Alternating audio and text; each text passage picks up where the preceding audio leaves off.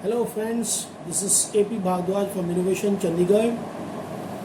I am today again here to discuss with you the GK section for CLAT 2020. First of all, I would like to discuss with you that I am getting telephones from various students that I should deliver my lecture, I should discuss the things in a mixture of English and Hindi. Many of students were not very well versed with certain uncommon words which I commonly used in my videos are not easily understandable by some students. So on their request, I would try to mix up my discussion in English and Hindi. Though I am not very good at Hindi, being Punjabi, I am very well versed with Punjabi, and being a teacher of legal, GK and English, I am good at English. So I will try my level best to speak in the mix of Hindi and English. लेकिन फिर भी मैं आपको request करूँगा कि मेरी हिंदी बहुत ज़्यादा अच्छी नहीं है, लेकिन मैं कोशिश करूँगा. आज हम जीके की बात करते हैं. तो जीके के लिए स्टूडेंट्स में काफ़ी कन्फ्यूजन है कि क्लैट 2020 में जीके कैसे पूछी जाएगी, उसका स्ट्रक्चर क्या होगा, उसका पैटर्न क्या होगा. जैसे आप सब जानते हैं, अगर हम क्लैट 2020 की डेट के हिसाब से चलें, 21 जून पोस्टपोन्ड डेट है जो फिक्स अप हुई है अब कोविड-19 के चलते हुए. अगर उस डेट को मद्देनजर रखते हुए हम तैयारी करें तो हम we are left with only 1 month और 3-4 days, maybe 1 month. 1 month को हम लेके चलें तो मेरा मानना है कि आप लोगों ने ऑलमोस्ट सब कुछ एक बार तो पढ़ भी लिया होगा, तैयार भी कर लिया होगा, नोट्स भी बना लिए होंगे. लेकिन क्योंकि जीके एक ऐसा पोर्शन है, एक ऐसा सेक्शन है जिसकी लास्ट मूवमेंट तक तैयारी चलती रहती है, लास्ट मूवमेंट तक उसमें अमेंडमेंट्स होते रहते हैं, लास्ट मूवमेंट तक उसमें चेंजेस होते रहते हैं. लेकिन ब्रॉडली आपको जो जीके है उसको 2 भागों में आपको डिवाइड करना है, स्टैटिक जीके और current GK. Static GK is again further divided into history, polity, general science, geography, international organisations, language and literature, world history and so many other things. और करंट जीके में जितना भी national international current fair है, national international happenings हैं, events हैं, occurrences हैं, national international sports हैं, awards हैं, ऑनर्स हैं, डिफेंस में जो रिसर्चेज होती हैं, साइंस एंड टेक्नोलॉजी में जो रिसर्चेज होती हैं, तो सबको मिला के आपका करंट फेयर बनता है. पहले बात करते हैं हम स्टैटिक जीके की. स्टैटिक जीके के लिए आप सभी ने कोई ना कोई अच्छी किताब, कोई ना कोई अच्छा रिसोर्स मटेरियल अभी तक कंसल्ट किया होगा. In my previous videos I had suggested you a book static GK written by me AP Bhardwaj and published by GKP, which is a part of Career Launcher Private Limited Media Group and which needs no introduction at all. Static GK की बात करते हैं तो static GK का सबसे important part है history, and which is the lengthiest and the most tedious section of the static GK. कुछ students को हिस्ट्री बहुत अच्छी लगती है, कुछ स्टूडेंट्स को हिस्ट्री बहुत बोरिंग लगती है, but we can not afford to skip this section because this is the lengthiest and the widest section in the static GK. अगर हम इस किताब की बात करें, जब आप इसकी हिस्ट्री सेक्शन में जाएंगे तो आप देखेंगे कि बच्चों को इजीली याद करवाने के लिए मैंने हिस्ट्री को क्रोनोलॉजिकल ऑर्डर में, I have provided all the Indian history in the chronological order from the ancient history to medieval to the modern history to the freedom struggle and after the post independence era. उसको मैंने chronologically Indus valley civilisation से शुरू होके, वैदिक Buddhist as से शुरू होके, Gupta as से शुरू होके, प्री मेडिवल इंडिया से शुरू होके, Mahmud Ghaznavi, Mohammad Ghori, then Delhi Sultanate, then Mughal empire, then coming of the britishers, then the freedom struggle, then after independence, सारी हिस्ट्री को क्रोनोलॉजिकल ऑर्डर में दिया है ताकि बच्चे उसको date wise, event wise, happening wise, occurrences wise याद रख सके,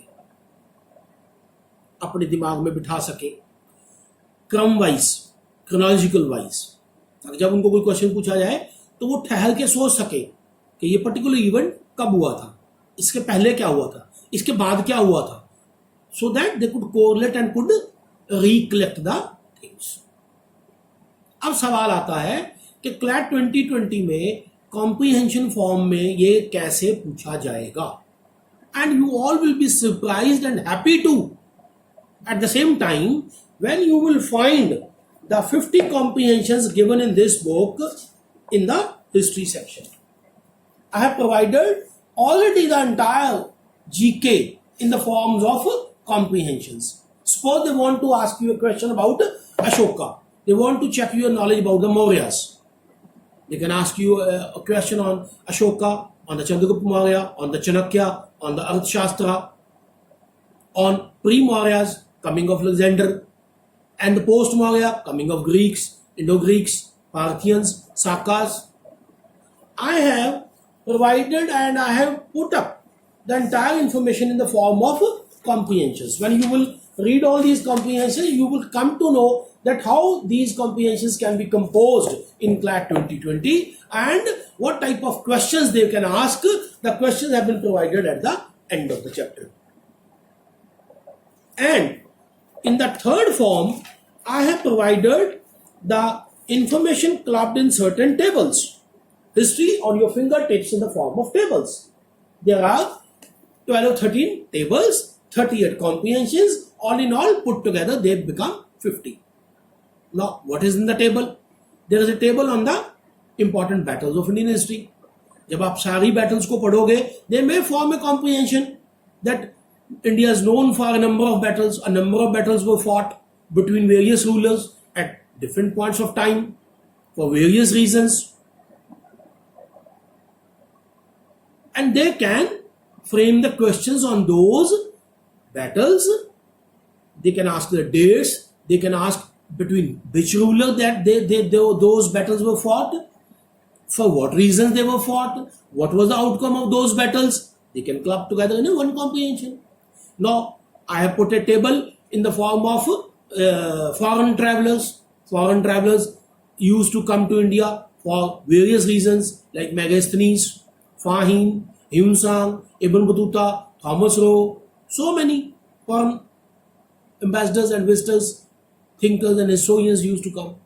So, they can again frame a comprehension on the coming of the foreigners and European thinkers and historians and researchers to India, and they can again ask the question which foreigner came to the dynasty, to which dynasty, which ruler was there when a particular foreigner came, what did he do, what was he famous for, which is his book, which is his research paper, so on and so forth. Same as with revolutionary activities, extremist activities, social and religious reform movements, all put in different tables, clubbed together and put in different tables, and they can be used in the form of comprehensions. Coming to the next section is the geography. Geography is a very vast topic. I have given the geography again in different forms. Like first, I provided the relevant information on all the important aspects of lithosphere, hydrosphere, atmosphere. They can again form a question on the lithosphere, hydrosphere, comprehension, hydrosphere, atmosphere, and frame the different multiple choice question to be answered from the given comprehension. Then again I have given a number of tables about various informations like various streets, straits, islands, oceans, lakes, deserts, mountain peaks, passes, and again I have provided all the continents and countries in nutshell, like I have given a detailed information about the Asia.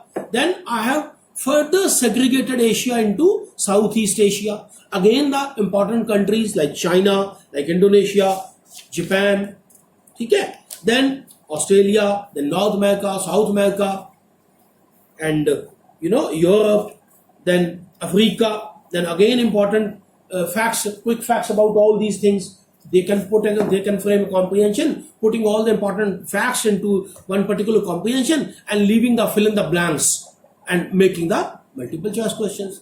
So इसमें कुछ भी ऐसा डरने वाला नहीं है, ना ही panicky होने वाला है, ना ही चिंतित होने वाला है. आपको वही चीजें पूछी जाएंगी, वही चीजों पे सवाल बढ़ेंगे, लेकिन आपको अपना बेस जो है वो स्ट्रांग करना है, कंसोलिडेट करना है. मेरा ये मानना है कि कॉम्प्रीहेंशन से देख के जवाब देने पिछले सालों के मुकाबले में ज्यादा आसान होंगे. सिर्फ एक सेक्शन है जिसमें आपको एक्स्ट्रा एफर्ट्स करने हैं, वो है इंग्लिश सेक्शन, जिसमें आपको वोकैबुलरी बिल्डिंग पे बहुत ज्यादा स्ट्रेस रखना है, जो आपके लिए काफी एक बड़ा काम है, जो एक आपके लिए काफी बड़ा काम है, बड़ा मुद्दा है, जिसपे आपको काफी फोकस रखना है, काफी मेहनत करनी है. Now again you can come to the important facts and figures about India. Again, there is a chapter on the important facts and figures, India on your fingertips. Then word on your fingertips. Then word on your fingertips. और सबसे बड़ी बात आप देखेंगे कि इस किताब में there are 300 tables. 300 tables containing more than 10,000 facts. अगर आप वो 300 टेबल्स को 10 टेबल्स भी डेली याद करें तो भी वो 30 दिनों में आपके अभी भी हो जाएंगे, अगर आज से शुरू करोगे. और then again there are more than 7,000-8,000 questions which will be a great help to you to solve the MCQs in the CLAT 2020. और उसके बाद आप देखेंगे कि मैंने सबसे पहले एक चैप्टर दिया है जिसमें स्टैटिक जीके के क्वेश्चंस का स्वरूप देने के लिए, स्ट्रक्चर देने के लिए आज तक जितने भी प्रीवियस ईयर सॉल्व पेपर्स हैं, not only CLAT, SLAT, SAT, MAT, IAS, PCS, clerical, SSB, railway, जहां जहां से भी मुझे स्टैटिक जीके को लेके जो भी क्वेश्चन मिला वो मैंने यहां फ्रेम करके उनको विद आंसर्स आपके लिए दिया है. 700 क्वेश्चन previous year paper से, which will be a great help to all of you. You will come to know the range and reach of the static GK, the variety of the questions asked in the static GK. Then when you will switch over to the next topic, India on your fingertips, then word on your fingertips, then again 1,000 questions on India and the world, which will again be a great boost to you, great help to you. Then there is a chapter on the United Nations and other nations. Whether they ask you a question on the United Nations, they can frame a comprehension on the UNO. When was it formed? How was it formed? Who were the participant countries? Who were the participant members? Who donated the land for UNO? Where is the headquarters? When was formed? What is United Nations Day? They can frame a comprehension and leave the fill in the blanks to know about your level of understanding of GK. Then they can again next topic, language and literature, about which normally 5-4 questions are asked in all the law entrances. कौन सी किताब किसने लिखी, कौन सी coat किसने बोली, कौन सी coat किस किताब में से ली गई, जय हिंद किसका नारा है, इनकलाब जिंदाबाद किसका नारा है, नॉलेज इज द पावर ये किसने बोला, man is a social animal ये किसने बोला. ठीक है, ये आपको सारे यहाँ पे क्वेश्चन आंसर फॉर्म में अगेन सब कुछ मिल जाएगा. अगेन आप वर्ड हिस्ट्री पे आएंगे तो आप देखेंगे मैंने सारी word history in the form of already comprehension बना रखा है.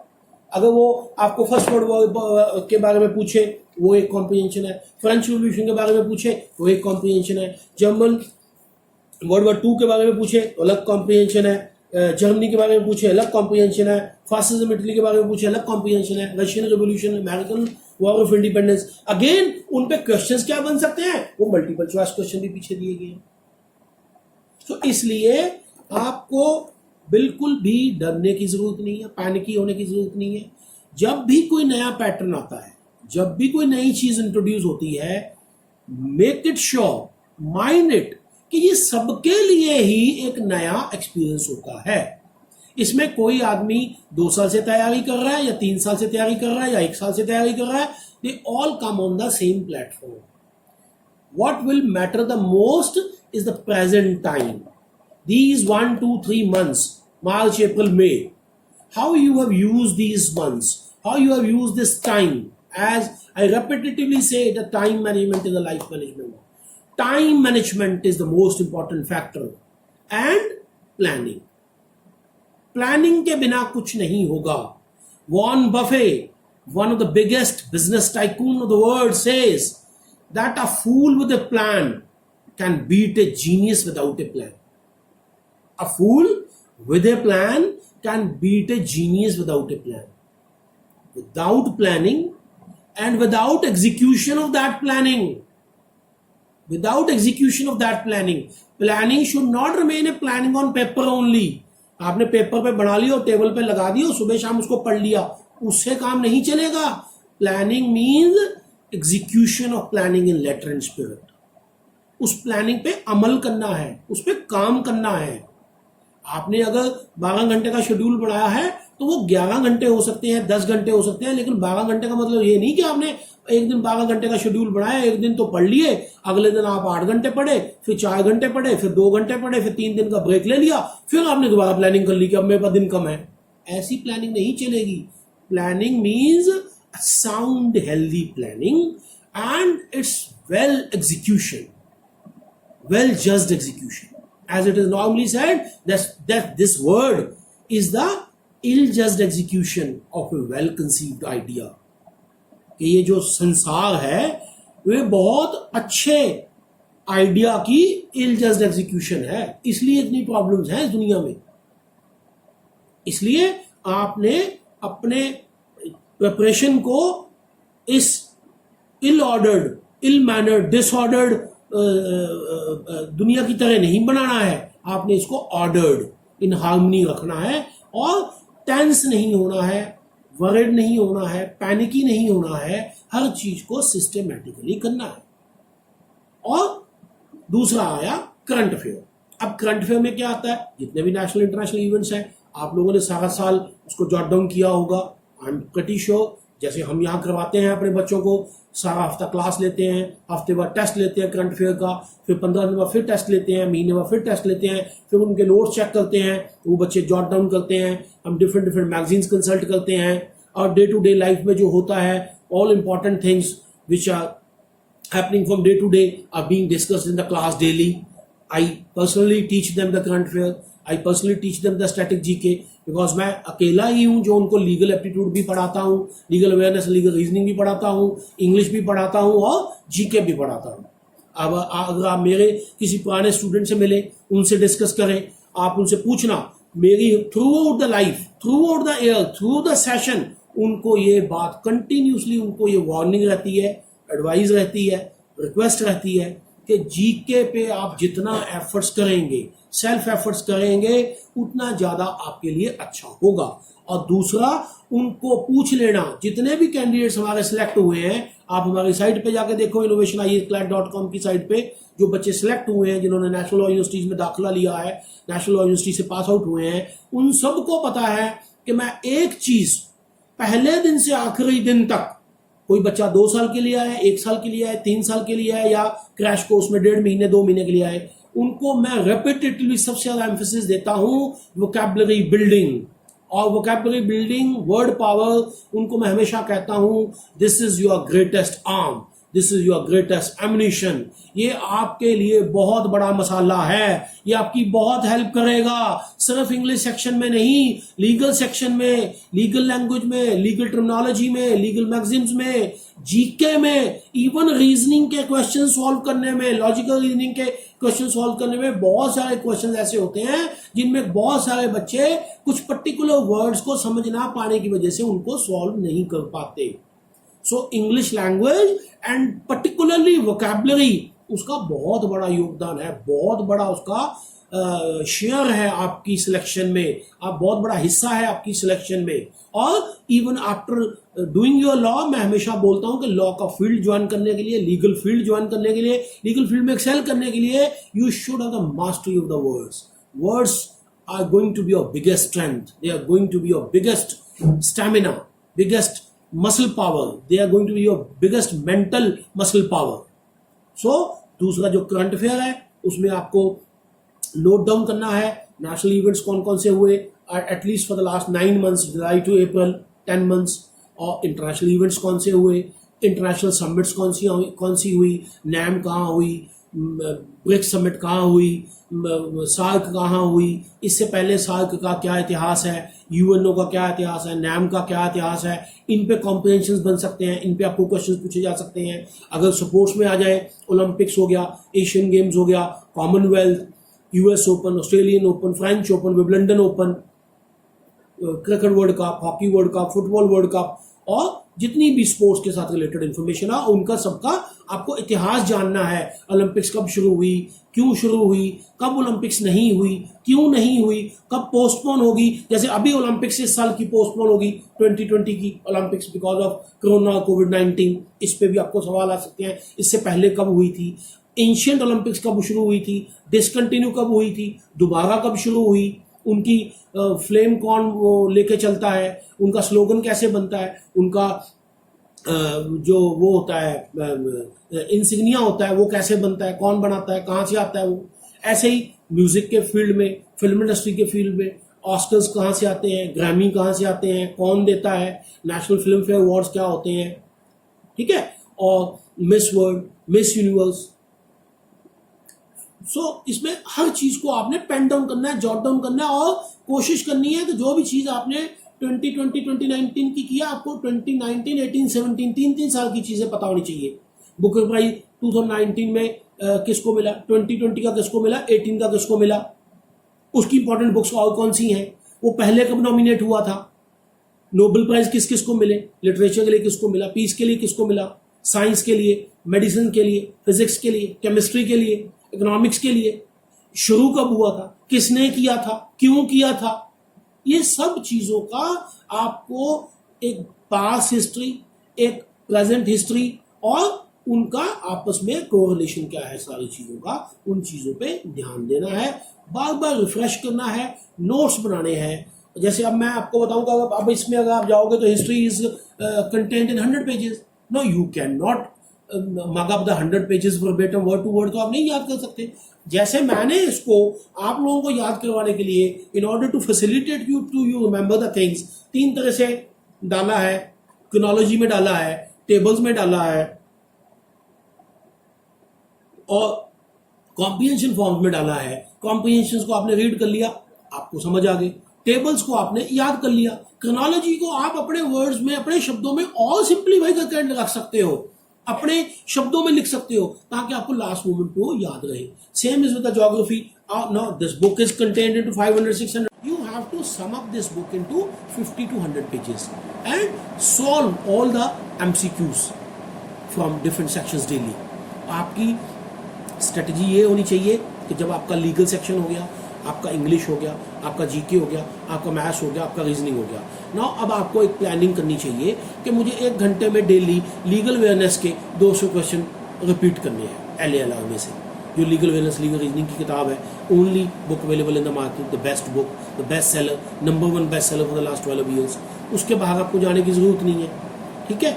उसमें से आप अपना टारगेट रख लो कि मैंने 200 क्वेश्चन लीगल अवेयरनेस का और 50 क्वेश्चन लीगल रीजनिंग के, 250 क्वेश्चन डेली सुबह 2 घंटों में कर देने हैं. उसके बाद I pick up my English section. English section में मैं क्या करूंगा, मैं अपना कोई एक अल्फाबेट उठाऊंगा, उसको रिवाइज कर दूंगा, याद कर दूंगा, उसके सिनोनिमस, उसके एंटोनिमस, और एक मैं कोई 2 कॉम्प्रिहेंशन 3 कॉम्प्रिहेंशन बुक में से, जो मेरी कंपल्सरी इंग्लिश बुक है जिसका टाइटल है compulsory English for civil and judicial services, या जो भी आपके पास ऑलरेडी मटेरियल है या जो ऑलरेडी आप पढ़ रहे हैं उसी में से आपने 1 या 2 कॉम्प्रिहेंशन सॉल्व कर देने हैं. उसके बाद आपने कोई ना कोई टॉपिक उठाना है, आर्टिकल, प्रपोजिशन, टेंसेज, उसमें से कुछ एक्सरसाइजेस सॉल्व करके देखनी है. Then you come to the GK. GK में से कोई एक टॉपिक उठाओ, उसमें से एक टॉपिक में से 10, 12, 15 टेबल याद करो.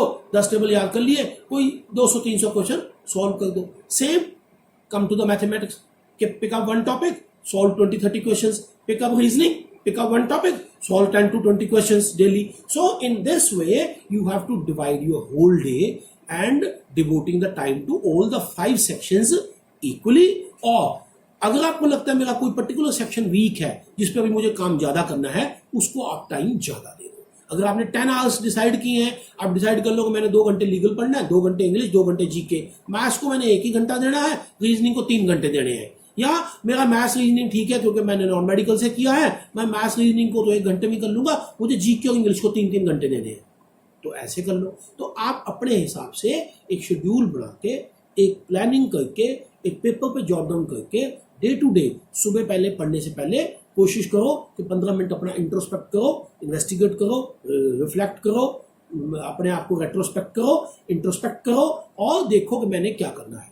फिर हाफ डे में जब आपका लंच ब्रेक होता है उसमें दोबारा 15 मिनट एनालाइज करो कि जो मैंने सोचा था वो हुआ, जो रहता है वो कैसे करना है, वो रिमेनिंग हाफ डे में करना है। सोते समय फिर 15 मिनट अपना एनालिसिस करो। Take your sound sleep, 8 hours की नींद भी जरूर लो। खाना भी बिल्कुल हेल्दी पौष्टिक खाओ, particularly in the present days of lockdown and COVID-19. Keep yourself healthy, stay at home, stay focused, stay concentrated, and stay blessed. So I will advise you to stay focused, stay concentrated, and stay blessed. Thank you, friends. Have a nice day.